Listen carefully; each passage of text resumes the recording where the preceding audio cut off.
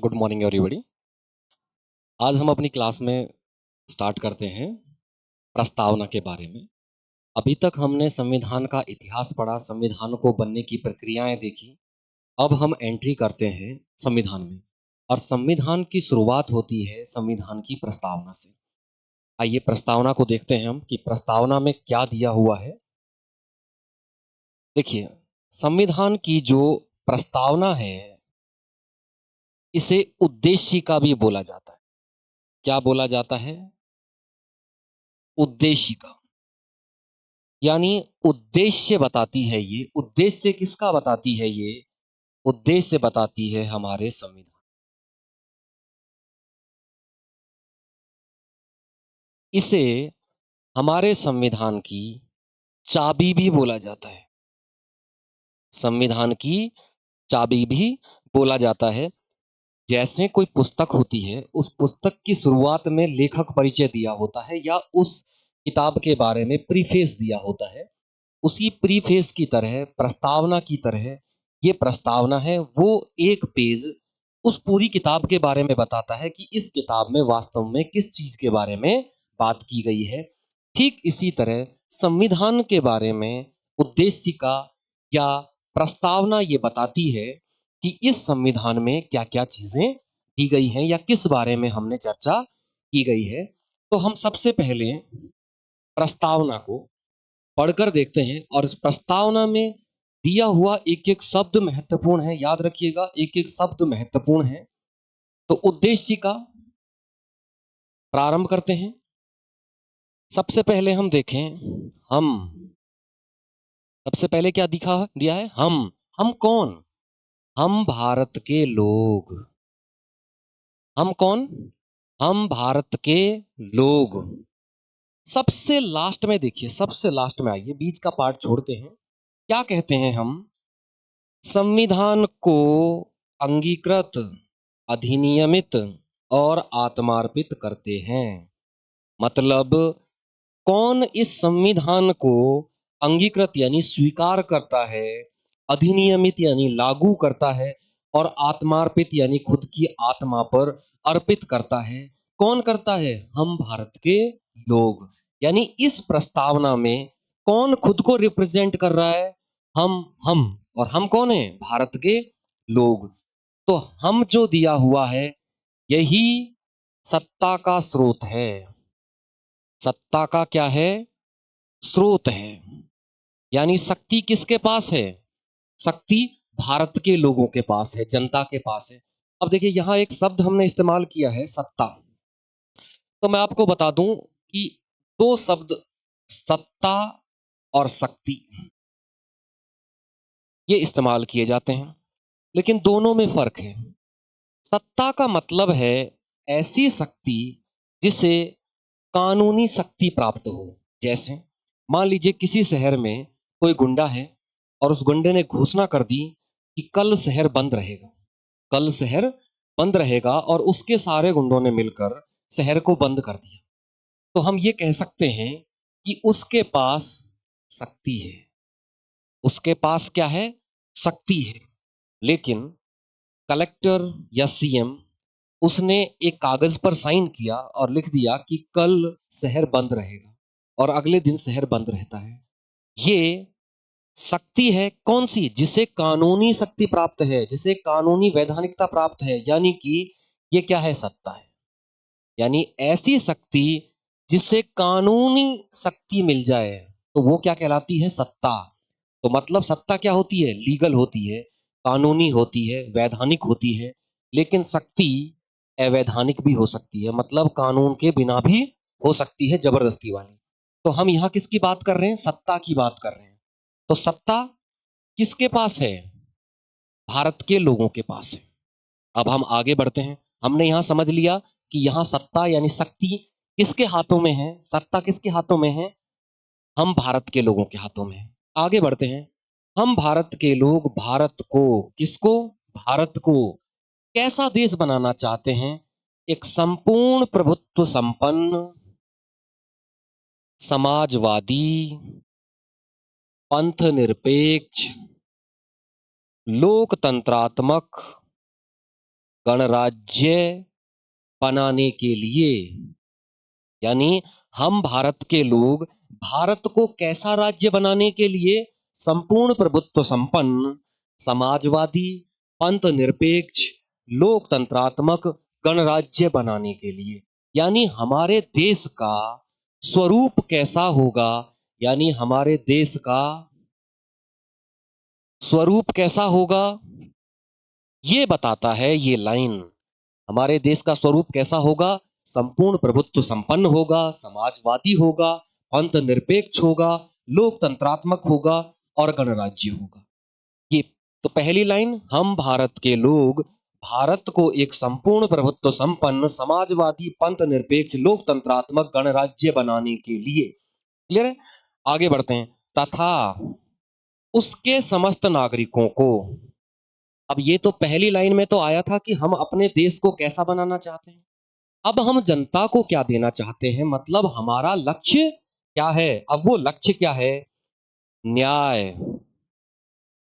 न्याय देना चाहते हैं। कैसी न्याय, सामाजिक, आर्थिक और राजनीतिक। क्या देना चाहते हैं, न्याय देना चाहते हैं। कैसी न्याय, सामाजिक, आर्थिक और राजनीतिक। दूसरा, उनको हम स्वतंत्रता देना चाहते हैं। स्वतंत्रता देना चाहते हैं। स्वतंत्रता कैसी है, विचार, अभिव्यक्ति, विश्वास, धर्म और उपासना की। यानी स्वतंत्रता कितनी तरह की है, 5 तरह की।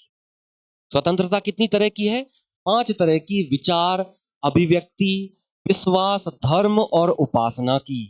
न्याय कितनी तरह का था, 3 तरह का, सामाजिक, आर्थिक और राजनीतिक। अब उन्हें हम क्या, स्वतंत्रता के अलावा हमने न्याय देना चाहते हैं, हम उन्हें स्वतंत्रता देना चाहते हैं। उसके बाद हम उन्हें क्या देना चाहते हैं, समता। समता मतलब समानता। समानता कैसी, प्रतिष्ठा और अवसर की। प्रतिष्ठा और अवसर की समानता देना चाहते हैं। यानी समानता कितनी तरह की देना चाहते हैं, 2 तरह की देना चाहते हैं। आगे बढ़ते हैं। प्राप्त कराने के लिए, मतलब ये सब प्राप्त कराने के लिए 3 चीजें, क्या, न्याय, स्वतंत्रता और समानता। उन सब में, और उन सब में हम क्या करना चाहते हैं, व्यक्ति की गरिमा और राष्ट्र की एकता, अखंडता सुनिश्चित करने वाली बंधुता। बंधुता कैसी है, उनमें बंधुता कैसी देना चाहते हैं, व्यक्ति की गरिमा की और राष्ट्र की एकता, अखंडता की। यानी 2 तरह की। बढ़ाने के लिए, बढ़ाने के लिए, यानी कि हमने पहले तो ये पढ़ा कि हम भारत के लोग, हमारे पास शक्ति है, हम सत्ता का स्रोत हैं। तो पहली चीज हमें पता चलती है कि हम सत्ता का स्रोत हैं। दूसरी बात हमें पता चलती है कि हम कैसा देश चाहते हैं, हम देश का क्या स्वरूप रखना चाहते हैं। हम देश का स्वरूप रखना चाहते हैं संपूर्ण प्रभुत्व संपन्न, समाजवादी, पंथ निरपेक्ष, लोकतंत्रात्मक गणराज्य। अब उसके बाद हम बात करते हैं कि हम अपने नागरिकों को, हम अपने देशवासियों को क्या देना चाहते हैं। हम देना चाहते हैं उन्हें न्याय। कैसी न्याय, सामाजिक, आर्थिक और राजनीतिक। हम देना चाहते हैं उन्हें स्वतंत्रता। कैसी, विचार, अभिव्यक्ति, विश्वास, धर्म और उपासना की स्वतंत्रता। हम देना चाहते हैं उन्हें समानता। कैसी, अवसर और प्रतिष्ठा की देना चाहते हैं। हम उनमें भाईचारा पैदा करना चाहते हैं, बंधुता यानी भाईचारा देना चाहते हैं। कैसा, व्यक्ति की गरिमा, खुद की गरिमा, खुद के सम्मान की, और दूसरा राष्ट्र की एकता, अखंडता का भाईचारा उनमें देना चाहते हैं। हम इस सब को क्या कहते हैं, शासन का उद्देश्य। यानी हमारे संविधान या हमारे देश के शासन का उद्देश्य क्या होगा, उद्देश्य होगा न्याय, स्वतंत्रता, समानता और भाईचारा। अंत में बोलता है, बढ़ाने के लिए दृढ़ संकल्प होकर, यानी दृढ़ इच्छा रखते हुए अपनी इस संविधान सभा में, संविधान सभा ने ही तैयार किया था इसे, तो हम सब इस संविधान सभा में, अब देखिए संविधान सभा में हस्ताक्षर करने वाले लोग 284 थे। लेकिन वो 284 लोग उस समय संपूर्ण भारत के प्रतिनिधि थे। तो मतलब वो 284 लोग 284 नहीं थे, वो संपूर्ण देश था। और संपूर्ण देश ये कहता है कि दृढ़ संकल्पित होकर अपनी इस संविधान सभा में आज तारीख, कौन सी तारीख थी? 26 नवंबर 1949 को, क्योंकि उसी दिन बनकर संविधान लागू हुआ, तैयार हो गया था। 26 नवंबर 1949 को मिति मार्गशीर्ष, मार्गशीर्ष महीना, हिंदी में आते हैं चैत्र वैशाख जेठ आषाढ़ श्रावण अश्विन भाद्विन, इस तरह करके जो महीने होते हैं, तो उनमें से मार्गशीर्ष महीना है शुक्ल सप्तमी। शुक्ल और कृष्ण पक्ष होते हैं दो, 14-14 दिन के, तो उनमें से शुक्ल पक्ष की सप्तमी के दिन संवत है विक्रमी। विक्रमी कौन सा संवत है? 2006। यानी 26 नवंबर 1949 को क्या था? हिंदी महीना। तो हिंदी महीना विक्रमी संवत के अनुसार संवत 2006 था और मार्गशीर्ष महीना था, उसके शुक्ल पक्ष की सप्तमी थी। उस दिन सभी एतद द्वारा यानी इकट्ठा होकर अपने संविधान को अंगीकृत करते हैं, अधिनियमित करते हैं और आत्मार्पित करते हैं। यानी इस लाइन से, इस पंक्ति से हमें पता चलता है संविधान की तिथि।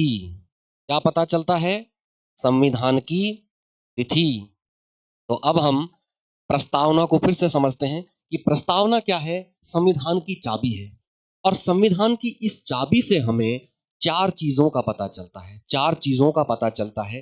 पहला पता चलता है कि हमारे देश में, हमारे देश के शासन में सत्ता किसके पास है या सत्ता का स्रोत कौन है? तो सत्ता का स्रोत है भारत के लोग, हम भारत के लोग। इससे पता चलता है कि वो क्या है? सत्ता का स्रोत हैं। तो पहली चीज हमें पता चल गई, सत्ता का स्रोत।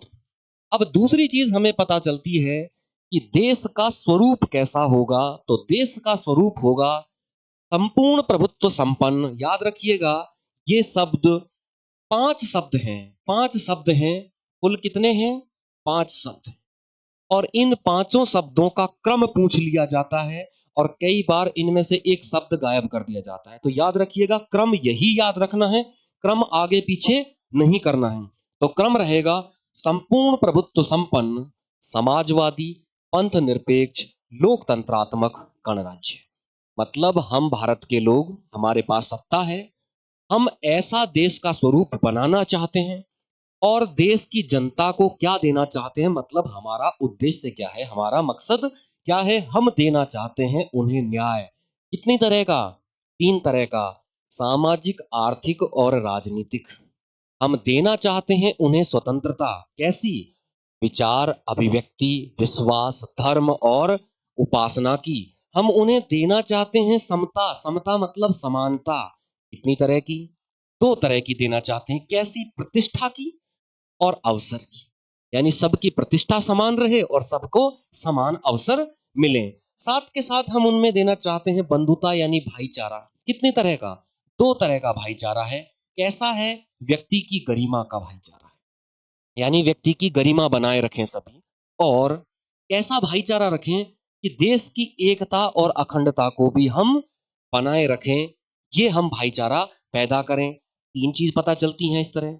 अब चौथी चीज पता चलती है कि संविधान सभा में इस संविधान को किस दिन तैयार कर लिया गया था। तो किस दिन तैयार कर लिया था? उसे तैयार कर लिया था 26 नवंबर 1949 को। हिंदी महीना अगर पूछ ले तो मार्गशीर्ष महीना है, संवत 2006 है और शुक्ल पक्ष की सप्तमी है। यानी शुक्ल पक्ष की सप्तमी, महीना मार्गशीर्ष और संवत 2006 विक्रमी। विक्रमी संवत यहाँ चलेगा। हमारा राष्ट्रीय संवत वैसे शक संवत है, लेकिन हमारे संविधान में शक संवत का जिक्र नहीं किया गया है, विक्रमी संवत का जिक्र किया गया है। तो इस तरह करके हमारी प्रस्तावना है और इस प्रस्तावना से हमें चार चीजों के बारे में जानकारी मिलती है। अब आगे हम इसको विस्तार से समझते हैं।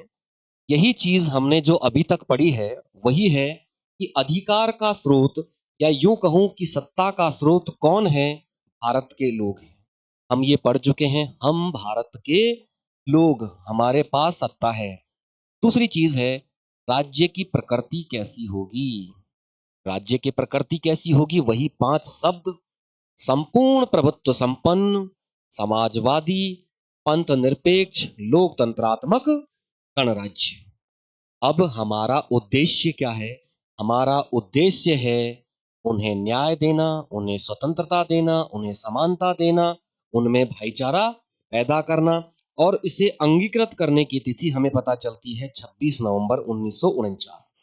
अब यहां देखिए, कंफ्यूज नहीं होना है, बिल्कुल सटीक याद रखना है कि हमारे संविधान की प्रस्तावना में 26 जनवरी 1950 नहीं दिया गया है। क्या दिया गया है? 26 नवंबर 1949, जिस दिन संविधान बनकर तैयार हो गया था, वो तिथि दी गई है। क्लियर है? कहीं भी गड़बड़ नहीं करनी है। प्रस्तावना में 26 जनवरी का कोई जिक्र नहीं है और शक संवत का कोई जिक्र नहीं है। कौन सा संवत दिया गया है? विक्रमी संवत दिया गया है। अब हम इसे विस्तार से समझते हैं आगे, एक एक करते हुए। देखिए, जो हमारी प्रस्तावना है, उस प्रस्तावना का विचार, या यूं कहूं कि दुनिया में पहली प्रस्तावना संयुक्त राज्य अमेरिका के संविधान में ली गई थी। और संयुक्त राज्य अमेरिका का संविधान कब बना था, हम इसके बारे में पढ़ चुके हैं। 789 1789 में अमेरिका का पहला संविधान बना, या यूं कहूं कि दुनिया का पहला लिखित संविधान अमेरिका का संविधान था, जिसमें प्रस्तावना दी गई थी। अब देखें, जो हमारे संविधान में प्रस्तावना है, जब उद्देश्य प्रस्ताव मैंने आप लोगों को पढ़ाया था, तब बताया था कि 13 दिसंबर 1946 को, सॉरी यहाँ ये 47 गलत है, 1946 को, 1946, इसे ठीक कर लीजिएगा।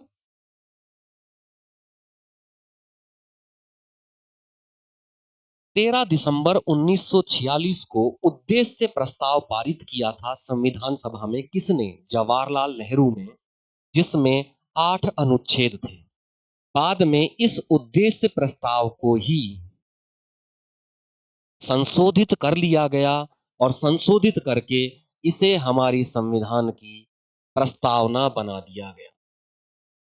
क्या बना दिया गया था? हमारे संविधान की प्रस्तावना, जिसे उद्देश्य का भी कहा जाता है।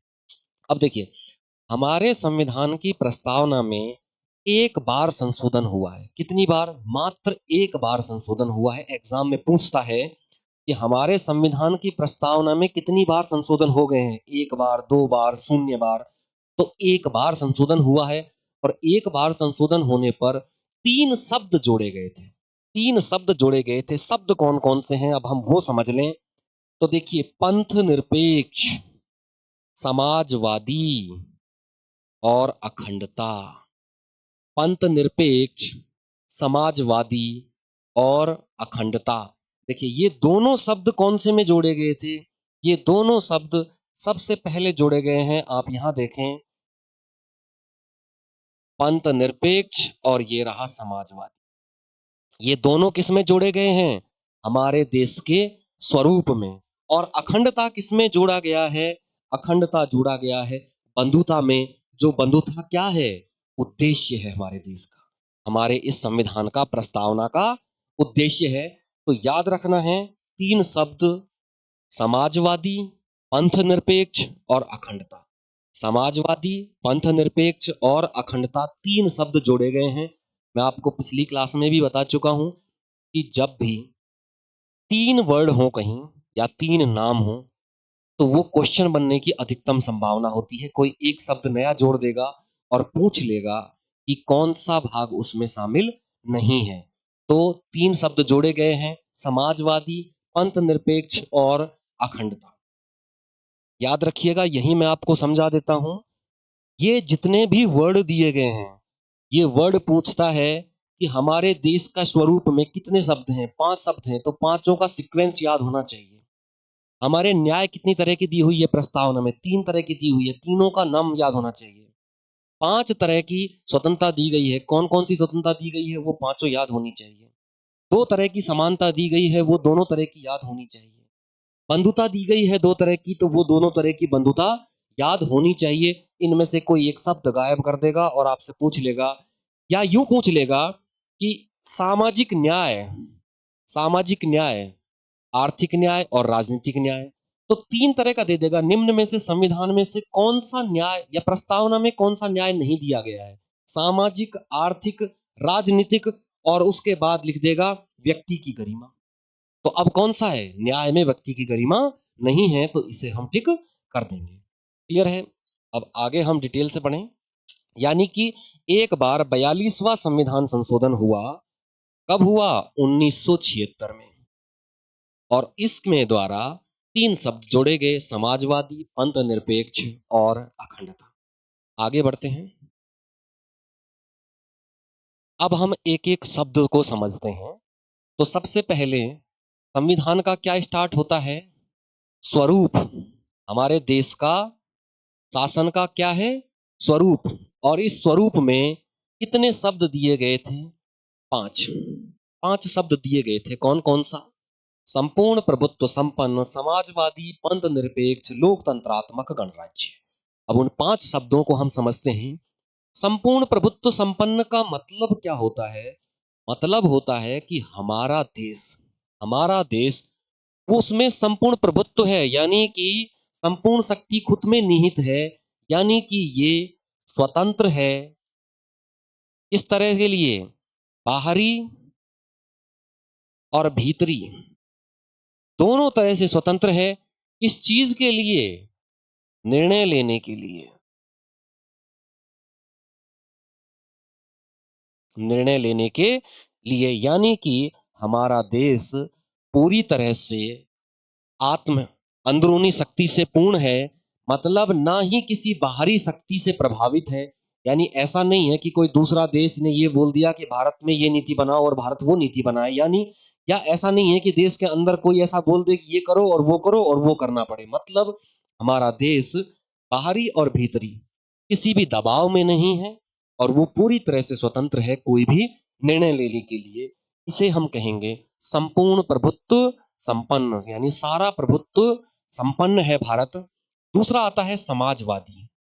देखिए, समाजवादी को समझने से पहले हम समझते हैं, जब द्वितीय विश्व युद्ध हुआ, क्या हुआ? सेकेंड वर्ल्ड वॉर,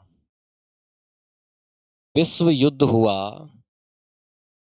तो द्वितीय विश्व युद्ध के बाद दुनिया 2 हिस्सों में बट गई। एक तरफ अमेरिका था और एक तरफ रूस था। अमेरिका है जो पूंजीवादी विचारधारा का था। कैसी विचारधारा का था? पूंजीवादी। और रूस कैसी विचारधारा का था? साम्यवादी। ये जो साम्यवादी विचारधारा है, ये मार्क्सवादी विचारधारा। मार्क्सवादी। और मार्क्सवादी विचारधारा किसकी विचारधारा है? मार्क्स की। और मार्क्स कौन थे? Karl Marx.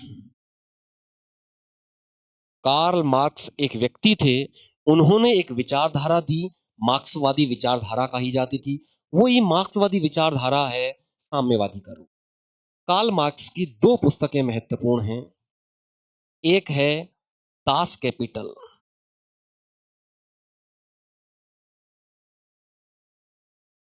और दूसरी है कम्युनिस्ट मैनिफेस्टो।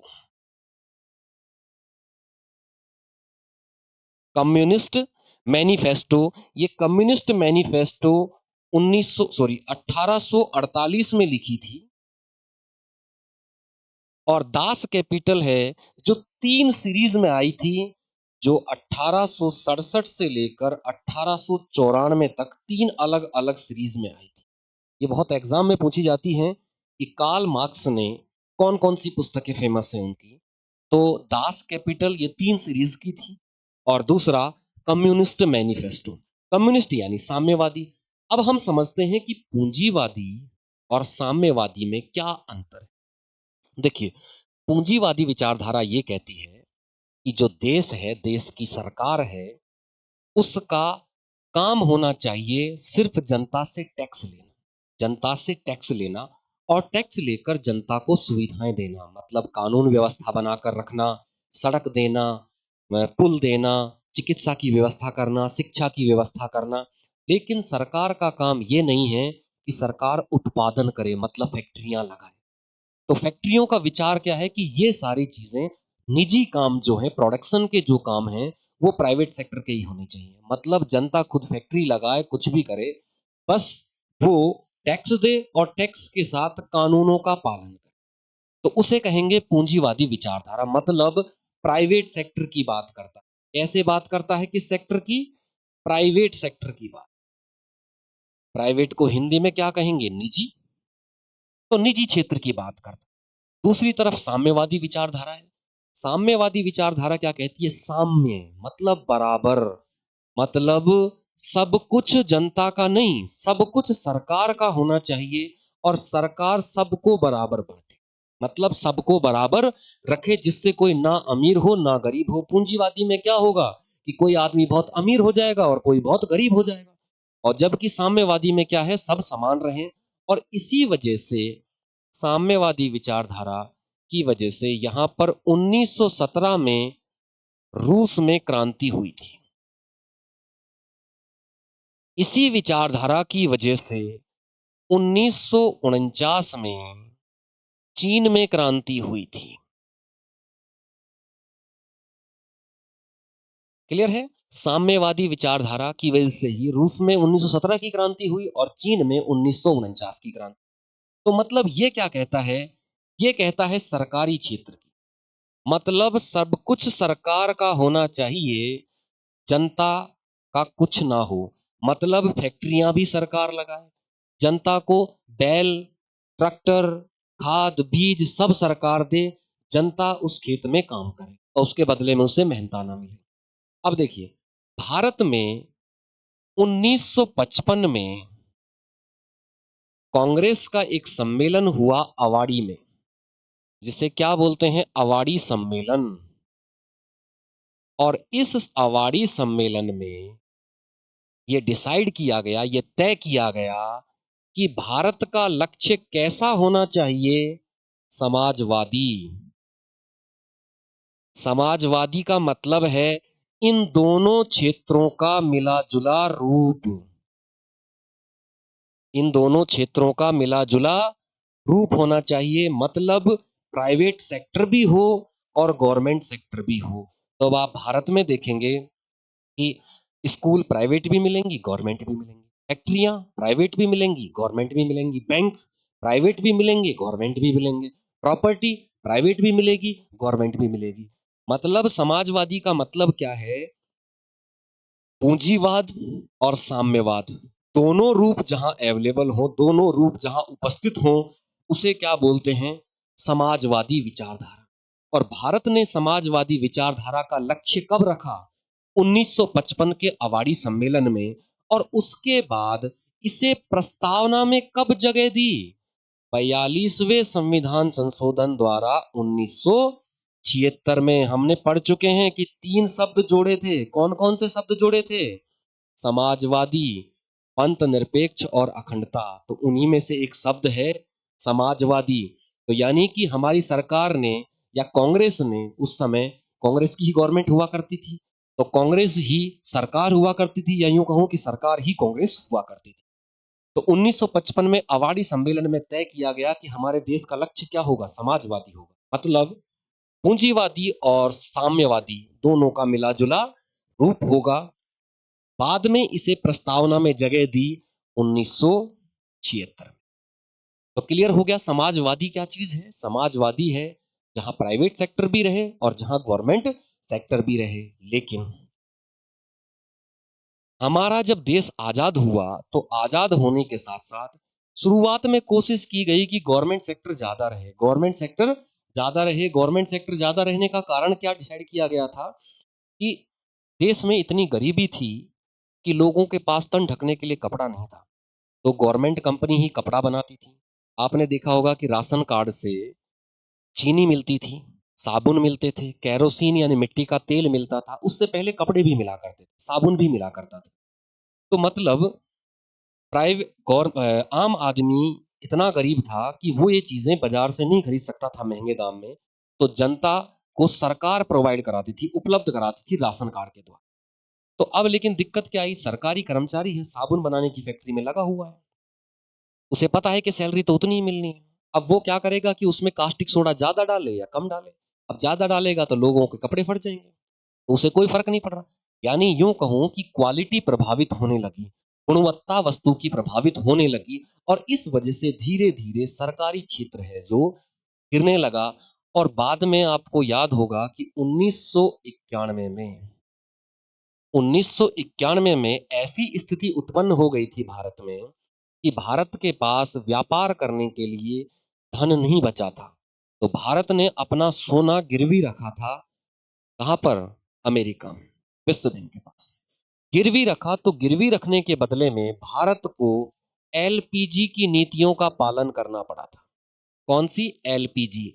अब ये एलपीजी गैस नहीं है, एलपीजी का मतलब है एल फॉर लिबरलाइजेशन, यानी उदारीकरण, टी फॉर प्राइवेटाइजेशन यानी निजीकरण, और जी फॉर ग्लोबलाइजेशन मतलब भूमंडलीकरण। तो विश्व बैंक की नीति थी एलपीजी की। भारत ने कब स्वीकार की? 1991 में। इसका मतलब क्या है? उदारीकरण। मतलब भारत अपने कानूनों को उदार बनाए, नरम बनाए, जिससे विदेशी कंपनियां आ सकें। निजीकरण को बढ़ावा दे, मतलब गवर्नमेंट सेक्टर की जगह किसी सेक्टर को दे? पूंजीवादी सेक्टर को बढ़ावा दे।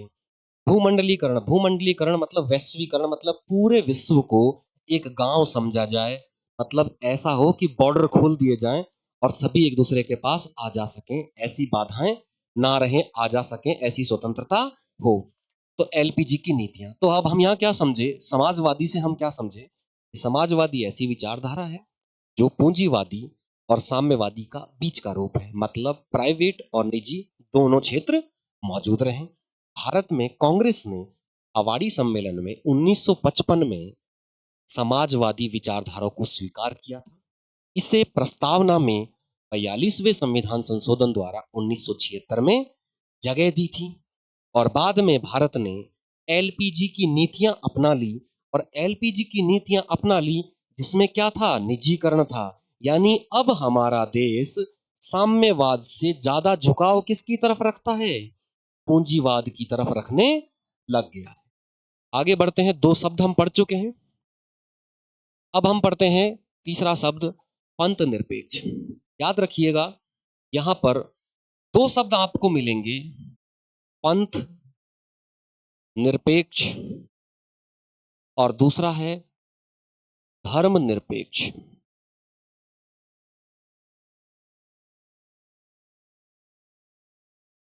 पंथ का मतलब है कि हमारे देश में लोग सिर्फ धर्म में ही नहीं बटे हैं, धर्म के साथ साथ पंथों में भी बटे हुए हैं। जैसे हिंदू धर्म में कुछ पंथ हो गए जो शिव को मानते हैं, कुछ हो गए जो भर्तरी को मानते हैं, कुछ पंथ ऐसे हो गए जो देवी का अवतार को मानते हैं, कुछ वैष्णव हो गए विष्णु का अवतार को मानते हैं। तो मतलब देश में धर्म भी पंथों में बटा हुआ है। जैसे मुस्लिम धर्म की बात करें तो सिया और सुन्नी में बटा हुआ है। इसी तरह ईसाई धर्म हो गया, वो भी कैथोलिक और प्रोटेस्टेंट में बना हुआ है। मतलब हर धर्म है जो अलग अलग पंथों में बटा हुआ है। तो बात की गई है पंथ की। याद रखिएगा, हमारे संविधान की प्रस्तावना में धर्मनिरपेक्ष शब्द नहीं है। कौन सा शब्द है? पंथ निरपेक्ष है। अगर एग्जाम में दोनों ऑप्शन हो, पंथ निरपेक्ष और धर्मनिरपेक्ष, दोनों ऑप्शन हो, तो हमें धर्मनिरपेक्ष को टिक करना है। लेकिन अगर पंथ निरपेक्ष नहीं दिया गया है ऑप्शन में, तो हम धर्मनिरपेक्ष को टिक कर सकते हैं। क्लियर है? मतलब हमारे संविधान की प्रस्तावना में धर्मनिरपेक्ष शब्द नहीं दिया गया है। कौन सा शब्द दिया गया है? पंथ निरपेक्ष। लेकिन अगर पंथ निरपेक्ष ऑप्शन में ही ना हो, तो हम किसको चुनेंगे? धर्मनिरपेक्ष को चुनेंगे। क्लियर है? तो पंथ निरपेक्ष मतलब हम पंथों के सापेक्ष नहीं है, निरपेक्ष है। मतलब ना किसी धर्म का विरोध करते हैं, ना किसी पंथ का विरोध करते हैं, बल्कि सभी पंथ और सभी धर्मों को समान रूप से बढ़ावा देने का प्रयास करते हैं। और इसी तरह की चीजें हम आगे संविधान के मौलिक अधिकार में पढ़ेंगे, जहां मौलिक अधिकार में हमें अनुच्छेद 25 से 28 में पढ़ने को मिलेगा। क्लियर हुआ? आगे हम बढ़े। लोकतंत्रात्मक या लोकतांत्रिक। लोकतांत्रिक का मतलब क्या है? जनता का शासन, जनता के द्वारा, मतलब जिसकी जो सरकार है वो किसके द्वारा चुनी जाती है? जनता के द्वारा। उसे हम क्या बोलते हैं? लोकतंत्र कहते हैं। अब लोकतंत्र है वो दो तरह के हो सकते हैं। एक प्रत्यक्ष लोकतंत्र हो सकता है और दूसरा अप्रत्यक्ष लोकतंत्र हो। प्रत्यक्ष लोकतंत्र जैसे भारत में है। इसका मतलब क्या है कि भारत में जो जनता चुनकर भेजेगी वही लीडर, उनका लीडर मेन कार्यकर्ता होगा। जैसे भारत की जनता एमपी चुनकर भेजती है, सांसद चुनकर भेजती है, और उन सांसदों का लीडर होता है प्रधानमंत्री।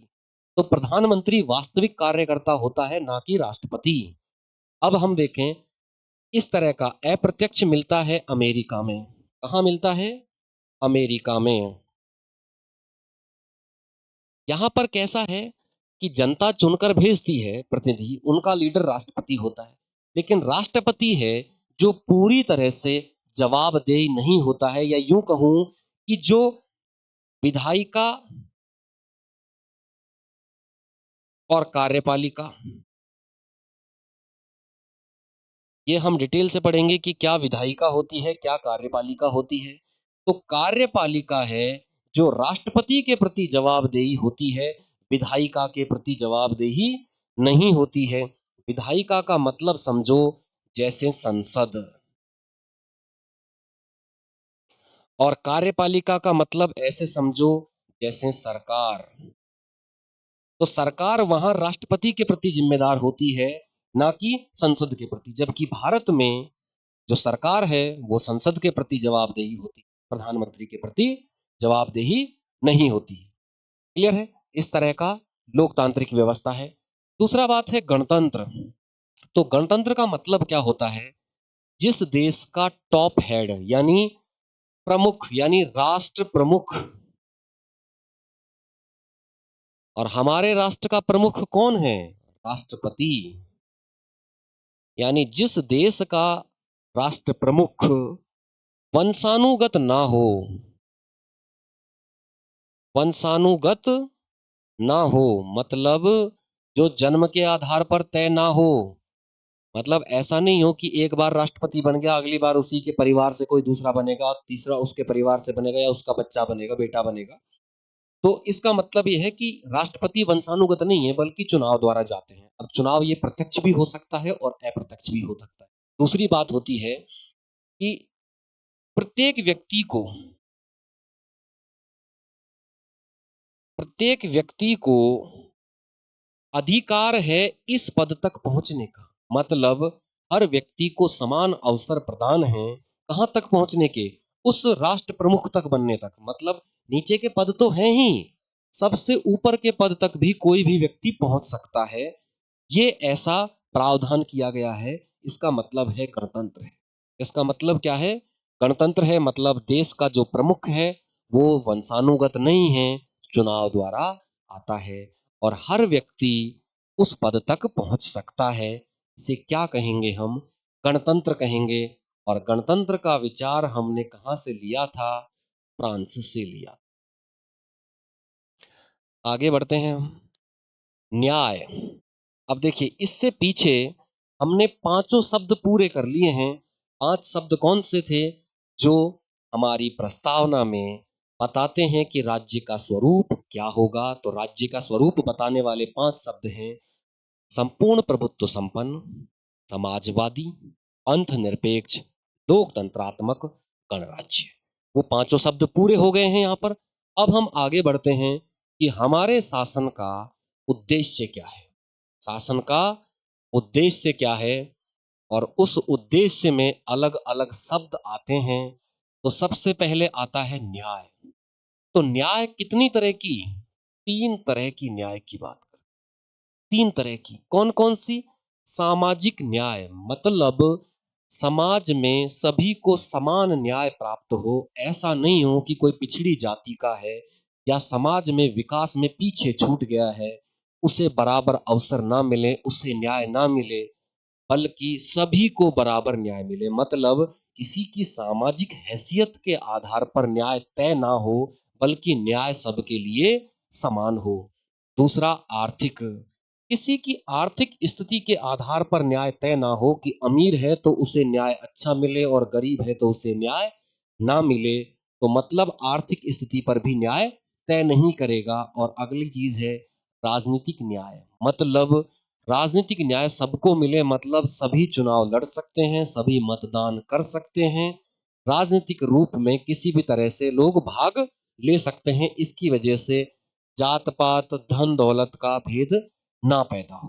तो इस तरह के न्याय की बात की गई है, ये हमारा उद्देश्य है। दूसरा, स्वतंत्रता। स्वतंत्रता कितनी तरह की? 5 तरह की स्वतंत्रता की बात की गई है। विचार और अभिव्यक्ति, विश्वास, धर्म और उपासना।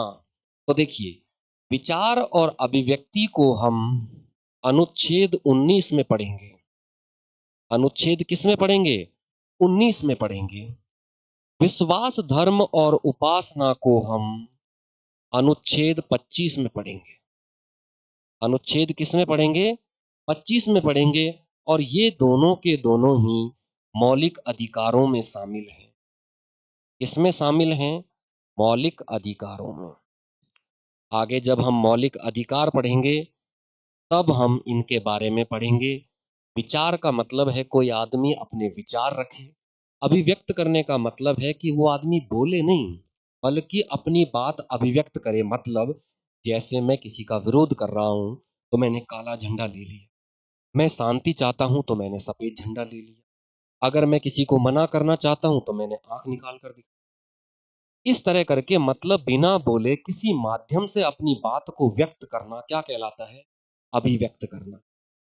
विश्वास, किसी भी धर्म में विश्वास करना, किसी भी धर्म का आचरण करना और किसी भी धर्म की पूजा पद्धति स्वीकार करना, उसे अपनाना, उसको बढ़ावा देना, वो सब धार्मिक स्वतंत्रता में आएगा, जिसे हम अनुच्छेद 25 में पढ़ेंगे।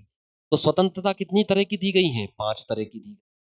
अब दी गई है समानता। समानता कितने तरह की दी गई है? 2 तरह की।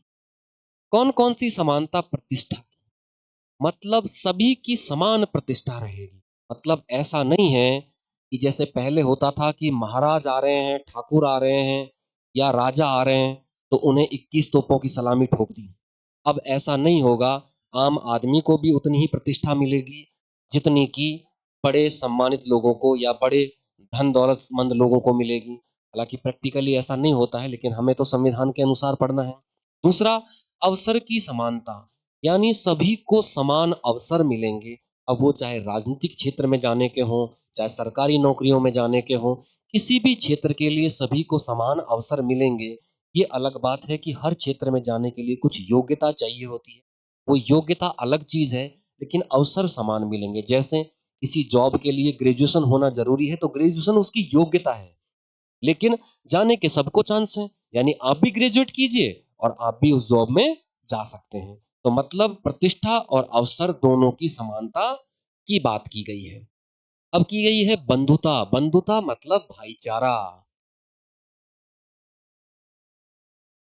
भाईचारा, देखिए हमारे देश की विचारधारा रही है वसुधैव कुटुंबकम। वसुधैव कुटुंबकम यानी सारी वसुधैव मतलब सारी पृथ्वी एक कुटुंब है, मतलब एक परिवार है। वास्तव में ये सेंटेंस, ये श्लोक है जो बड़ा है, जिसका एक छोटा सा हिस्सा लिया गया है। अहम निजय परोवेति गणना लघु चेतसाम। अहम निजय परोवेति गणना लघु चेतसाम उदार चरिताना तु वसुधैव कुटुंबकम। मतलब ये मेरा है, ये तेरा है, ये छोटी सोच के लोगों का विचार है, लेकिन जिनकी सोच बड़ी हो उनके लिए पूरी पृथ्वी एक घर है। तो पूरी पृथ्वी एक घर है, ऐसा विचार लिया गया है भाईचारा का, बंधुता का। तो हमें बंधुता से क्या मिलेगा, कैसे बढ़ावा मिलेगा? व्यक्ति की गरिमा। कैसा भाईचारा रखना है जिससे व्यक्ति की गरिमा को बढ़ावा मिले, व्यक्ति की गरिमा बनी रहे, मतलब व्यक्तियों का सम्मान बढ़े, ऐसी भाईचारा हो। साथ के साथ राष्ट्र की एकता और अखंडता बनी रहे। अब देखिए, एकता और अखंडता दोनों अलग अलग वर्ड हैं। एकता का मतलब है हम सब एक हो जाएं, हम सब एक हो जाएं, बंधे रहें, वो एकता है। और टूटने से, बिखरने से बचाना अखंडता है। हम सब एक तो हो गए, लेकिन हम टूटकर बिखर सकते हैं, उस बिखरने को रोकना अखंडता है। पूरा देश एक है, लेकिन कोई राज्य अलग होना चाहे तो उस अलग होते राज्य को रोकना अखंडता है, उसे टूटने से बचाना है। तो हमें कैसी भाईचारा बनानी है कि हमारा राष्ट्र एक रहे और उसे टूटने से रोकना है।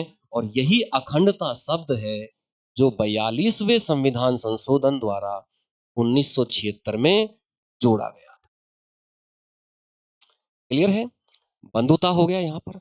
अब देखिए, अब हम बात करते हैं कि संविधान में ये बहस आती है कि क्या संविधान की जो प्रस्तावना है वो संविधान का अंग है? अगर संविधान का अंग है तो क्या उसमें संशोधन संसद कर सकती है? तो संविधान में संशोधन करने की शक्ति संसद को दी गई है बस। तो क्या संसद उसमें संशोधन कर सकती है? तो इस मामले में अलग अलग वाद आते हैं। वाद का मतलब है केस। जब सुप्रीम कोर्ट कोई निर्णय सुनाता है किसी केस में, तो वो निर्णय एक कानून होता है अपने आप। क्या होता है? अपने आप में एक कानून होता है। और संविधान की व्याख्या करने का अधिकार सुप्रीम कोर्ट को है। तो ये जो केस होते हैं ये महत्वपूर्ण है। यहाँ पर इन केसों के नाम याद रखना बहुत जरूरी है, ये ध्यान रखिएगा। तो देखिए, पेरूबाड़ी केस होता है 1960 में। कब होता है? 1960 में। इसमें सुप्रीम कोर्ट कहता है कि प्रस्तावना है जो संविधान का भाग नहीं है। प्रस्तावना क्या नहीं है? संविधान का भाग नहीं है। अब जब संविधान का भाग है नहीं तो उसमें संशोधन भी नहीं कर सकते। संविधान में संशोधन भी नहीं कर सकते। अब उसके बाद आता है गोलकनाथ। गोलकनाथ ये 1967 का केस है। ध्यान रखिएगा, ये केस का नाम और उसके साथ का सन याद होना चाहिए। पेरूबाड़ी केस 1960 का है और गोलकनाथ बनाम पंजाब राज्य कब का केस है? 1967 का है। इस केस में गोलकनाथ में गोल गोल बात कह दी। गोल गोल बात क्या कह दी? सुप्रीम कोर्ट ने बोल दिया कि देखिए, जो प्रस्तावना है या उद्देशिका है, ये संविधान की कुंजी है, संविधान को समझने की चाबी है, लेकिन इसमें संशोधन नहीं कर सकते। मतलब ये उसकी कुंजी तो है, पर इसमें आप संशोधन नहीं कर सकते। उसके बाद आता है इंपॉर्टेंट केस, केशवानंद भारती। याद है, याद रखिएगा, इस केस को रट लीजिएगा, ये जगह जगह जगह जगह आता रहेगा बार बार। तो केशवानंद भारती केस होता है 1973 का।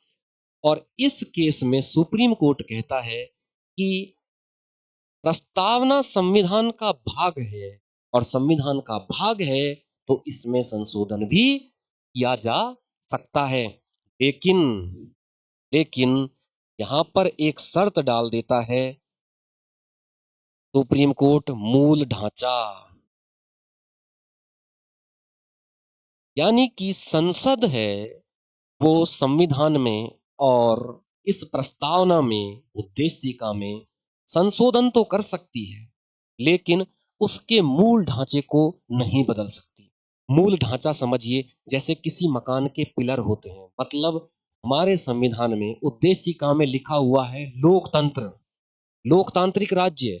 तो ऐसा नहीं है कि सरकार बदल दे, संसद बदल दे कि अब हमारा देश लोकतंत्र नहीं रहेगा, मतलब जनता वोट नहीं देगी और नेता मनमर्जी से बनेंगे। तो वो मूल ढांचा है, उसे नहीं बदल सकते। गणतंत्र है हमारा यहाँ, मतलब इसका जो प्रमुख है वो जनता द्वारा अप्रत्यक्ष रूप से चुना जाएगा, जन्म से आधार पर तय नहीं होगा। और संसद चेंज कर दे कि नहीं वो तो जन्म के आधार पर तय होगा, तो अब वो क्या हो गया? मूल ढांचे में परिवर्तन हो गया। तो मतलब संसद को संशोधन करने की शक्ति तो दे दी केशवानंद भारती केस ने, लेकिन शर्त लगा दी कि मूल ढांचा डिस्टर्ब नहीं होना चाहिए, मौलिक जो ढांचा है उसमें बदलाव नहीं होना चाहिए। अगर बदलाव कर दिया तो सुप्रीम कोर्ट उस बदलाव को कैंसिल कर देगा। सुप्रीम कोर्ट उस बदलाव को क्या कर देगा? कैंसिल कर देगा। उसके बाद LIC ऑफ इंडिया का मामला आता है 1995 में, और इस मामले में भी केशवानंद भारती मामले का ही सपोर्ट किया। मतलब संशोधन करने का अधिकार है, लेकिन मूल ढांचा परिवर्तित नहीं होना चाहिए। अब आप ध्यान कीजिए, 1973 में आता है केशवानंद भारती केस, और इसी के बाद जब अनुमति मिल गई संशोधन करने की, तो 42वां संविधान संशोधन आता है। कौन सी साल में? 1976 में। और संशोधन करने के बाद 3 शब्द जोड़ दिए जाते हैं। कौन कौन से? समाजवादी, पंथ निरपेक्ष और अखंडता।